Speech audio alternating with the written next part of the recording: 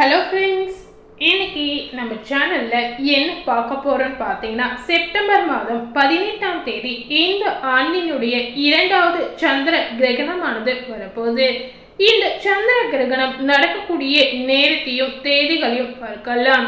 இந்த சந்திர கிரகணம் நடக்கக்கூடிய அன்று பார்த்தீங்கன்னா, மீனம் ராசி நேயர்களுக்கு எந்த பரிகாரம் செய்யணும் செய்யக்கூடாது அப்படிங்கிறத இந்த வீடியோ மூலம் முழுமையாக பார்த்து தெரிந்து கொள்ளுங்க. அது மட்டும் இல்லாமல் மீனம் ராசி நேயர்களுக்கு இந்த கிரகணத்தினால என்ன மாதிரியான விளைவுகள் ஏற்படும் அப்படிங்கிறத ஒரு ராசி பலனா இந்த வீடியோல பார்க்க போறோம். அதுக்கு முன்னாடி இந்த சந்திர கிரகணத்துடைய தேதி நேரம் இது இந்தியாவில் தெரியுமா தெரியாதா அப்படிங்கிறத உங்க ராசிக்கு வாங்க பார்க்கலாம். ஸோ மீனம் ராசி நேயர்கள் இந்த வீடியோவை ஸ்கிப் பண்ணாம முழுமையா பார்த்து பயனடைங்க.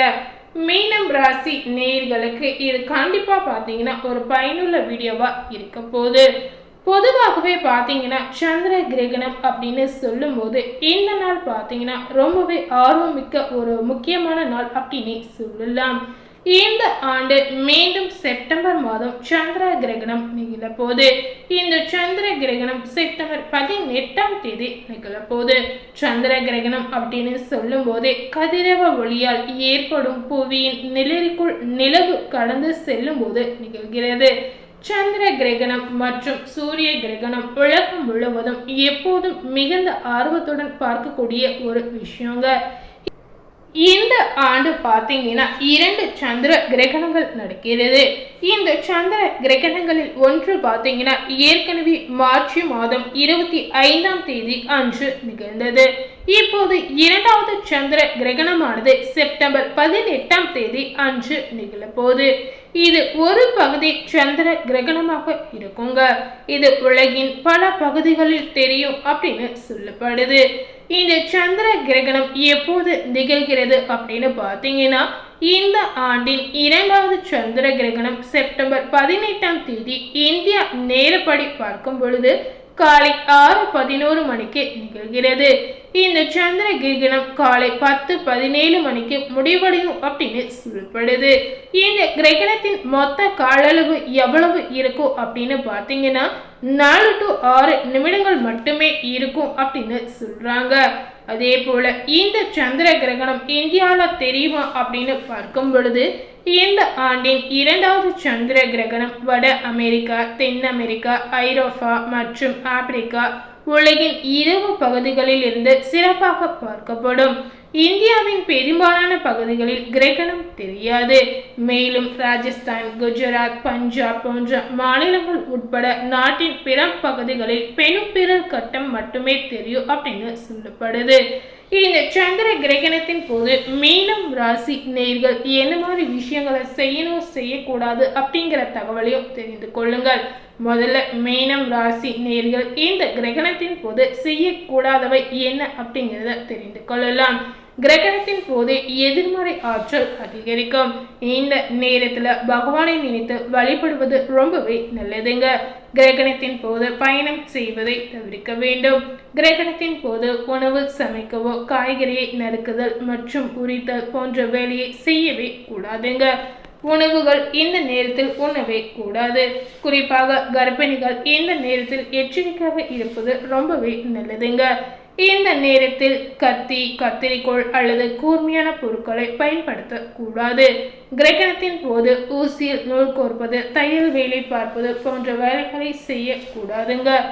மீனம் ராசி நேயர்களுக்கு அடுத்ததாக இந்த கிரகணத்தின் போது என்ன விஷயங்கள் செய்யணும் அப்படிங்கிற தகவலையும் தெரிஞ்சுக்கோங்க. உணவு மற்றும் தண்ணீரில் தர்பை அல்லது துளசி இலைகளை போட வேண்டும். ஏன் பார்த்தீங்கன்னா கிரகணத்தின் எதிர்மறை தாக்கம் அது ஏற்படாமல் இருக்கும் அப்படின்னு சொல்லப்படுது. கிரகண காலத்தில் சோஸ்திரங்கள் சொல்லி வழிபடுவதால் கிடைக்கும் பலன்கள் உங்களுக்கு பன்மடங்காக கிடைக்கலாம். கிரகணத்தின் போது கடவுள் வழிபாட்டில் அதிகபட்ச நேரத்தை செலவிடுவதால் உங்களுக்கு நன்மை ஏற்படும். இந்த சந்திர கிரகணம் முடிந்தவுடன் வெள்ளை பொருட்களை தானம் செய்வாங்க. இப்படி செய்வதன் மூலம் அசுப பலன்கள் அனைத்துமே குறையும் அப்படின்னு சொல்லப்படுது. ஸோ இந்த சந்திர கிரகணத்துடைய தேதி நேரம் எப்போது வருகிறது அப்படிங்கிறத இந்த வீடியோவில் முழுமையாக பார்த்துருப்பீங்க.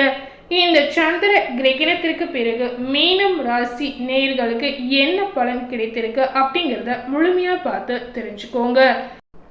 மீனம் ராசி நேயர்களுக்கு இந்த சந்திர கிரகணத்திற்கு பிறகு உங்களுடைய கிரக நிலைகளை ஆராய்ந்து பார்க்கும் பொழுது மாத தொடக்கத்தில் ராசிநாதன் குரு வக்ரம் பெற்றிருக்கிறார். எவரோடு ராகுவும் இணைந்திருக்கிறார். இதனால உங்களுடைய ஆரோக்கிய தொல்லைகளும் உற்சாக குறைவும் உருவாகலாம்.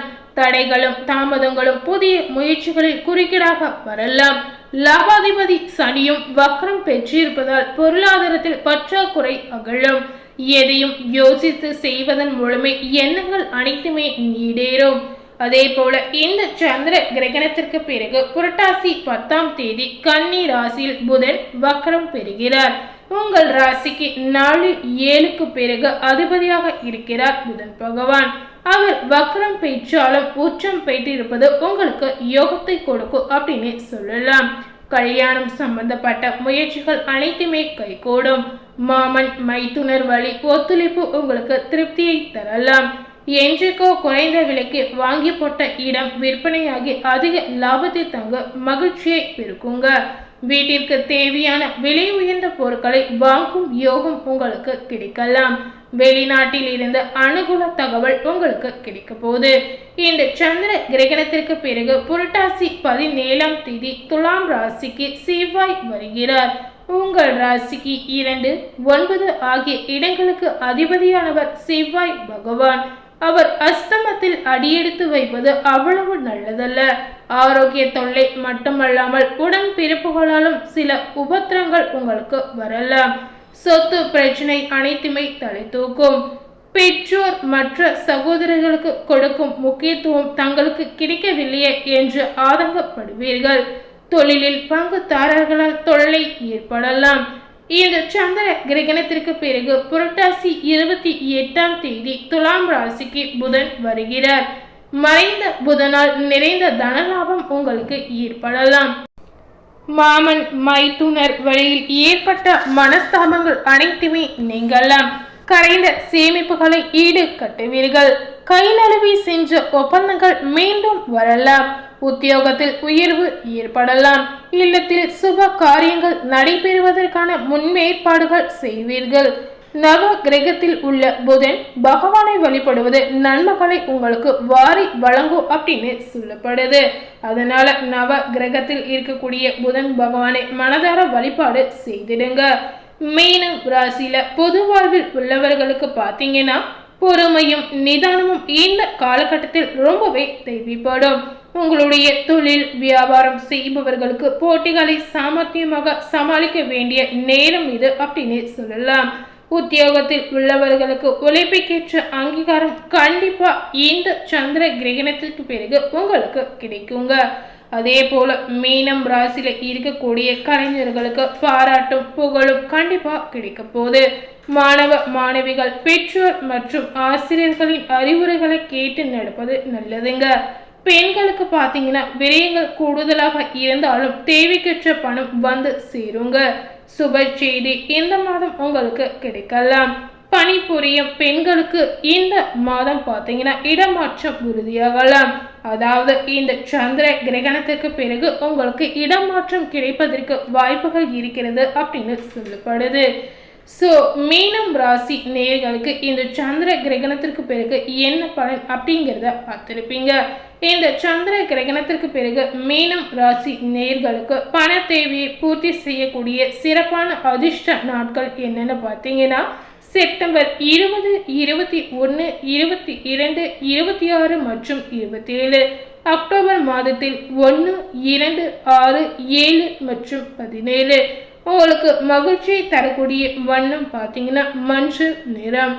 ஸோ இன்னைக்கு நம்ம சேனல்ல மீனம் ராசி நேயர்களுக்கு இந்த சந்திர கிரகணத்திற்கு பிறகு என்ன பலன் கிடைத்திருக்கு, அவங்க வாழ்க்கையில என்ன மாற்றம் நடந்திருக்கு அப்படிங்கிறத பார்த்துருப்பீங்க.